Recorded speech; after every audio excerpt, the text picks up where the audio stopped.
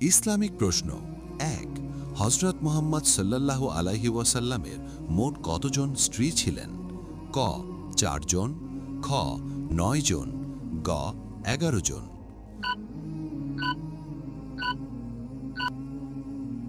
সঠিক উত্তরটি হল গ ১১ জন। ২ কোন নবী সাগরের পানি দুই ভাগ করেছিলেন?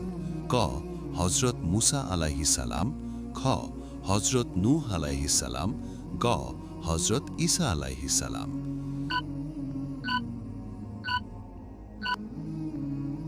সঠিক উত্তরটি হল ক হযরত মুসা আলাইহিস সালাম।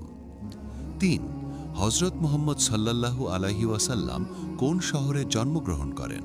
ক মদিনা, খ তাইফ, গ মক্কা।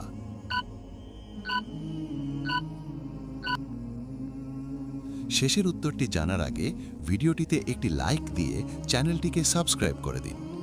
এটির সঠিক উত্তরটি হল গ মক্কা।